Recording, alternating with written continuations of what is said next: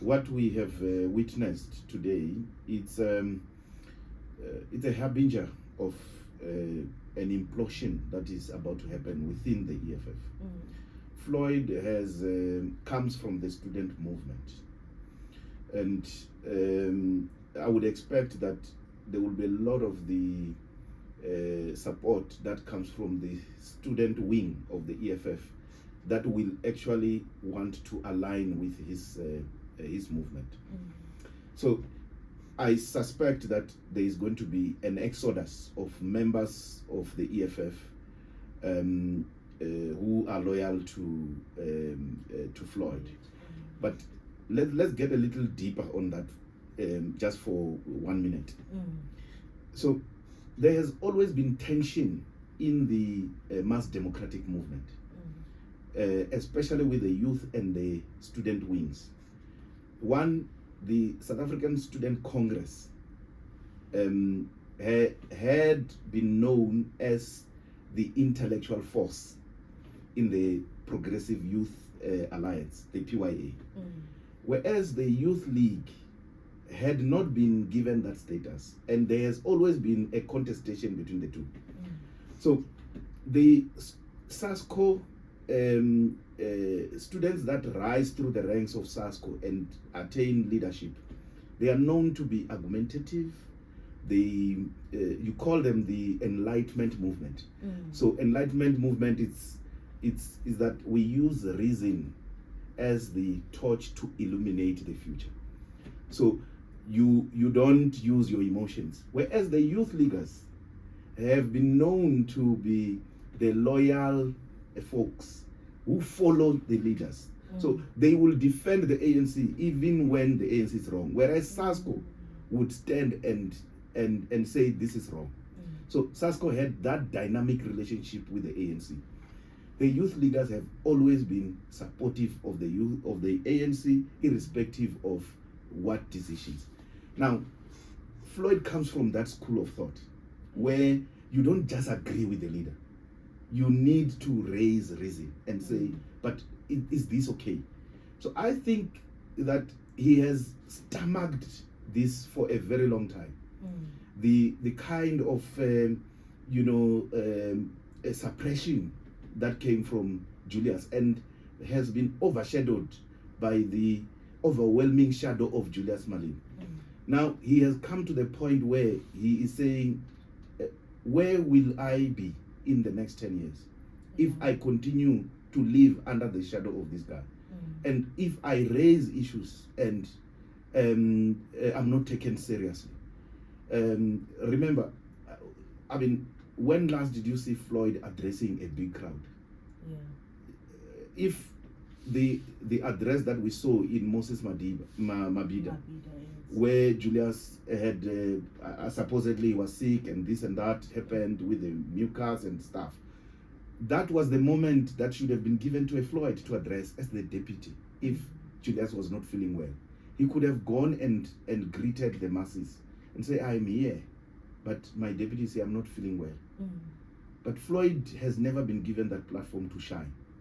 Now, where does he see himself? So coming back to your question, you see, he would have thought about his future personally, his growth, that if I join a party such as MK, I could assert myself there and probably gain a position of serious influence where the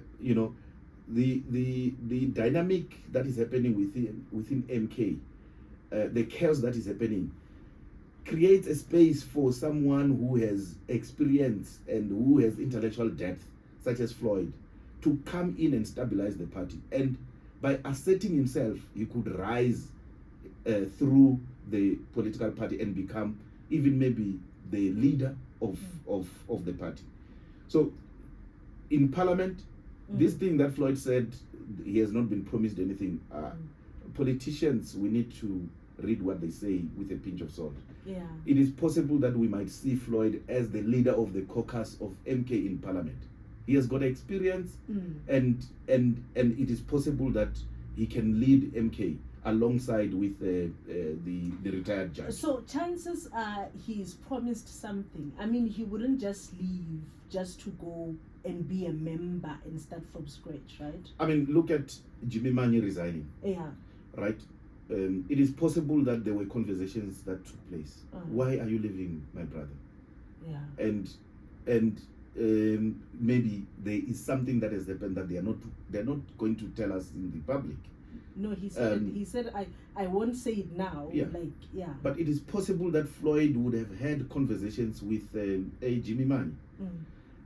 The other person that we need to pay attention to is before we talk about those who are going to follow. Okay. Is Dalimpof, who is the legal advisor of President Jacob Zuma, former President Jacob Zuma. Now, if we are thinking conspiracy theories, it is possible that there were conversations between Floyd and Dalimpof about Floyd's intention to join the party and to negotiate some role or whatsoever. You can't just announce and say, I'm going to join MK when you have not spoken to the leaders. What if they say, we don't want you? So my sense is that there is something big coming.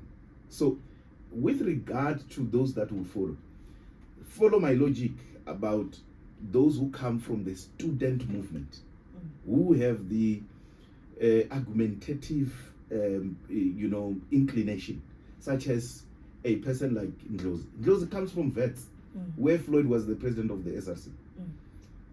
They have relations.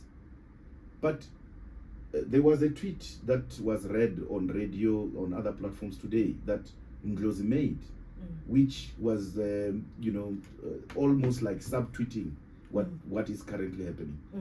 Now, you would expect that a person like Ndlozi would leave the EFF and follow Floyd.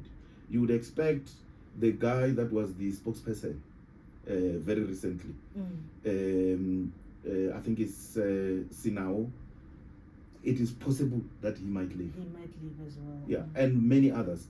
And I suspect that what you would see in the coming round of SRC elections would be that the MK party will have a strong student wing on the basis of Floyd's alignment with the student wing of the EFF. That you will see many of them leaving the EFF student wing to join the MK, to establish branches of MK. And then there will be regression of EFF in the student movement and the growth of MK. But also MK, when you view it like from a distance, you would think it is not a stable party. A party with no rules, a party where the president can just wake up tomorrow and say you are fired without even following. So him taking that decision, do you think he's going to try to stabilize MK? Yeah, I think given his strength, his strong point is the intellectual side of politics. So policy documents, structures, processes, he will put those things together.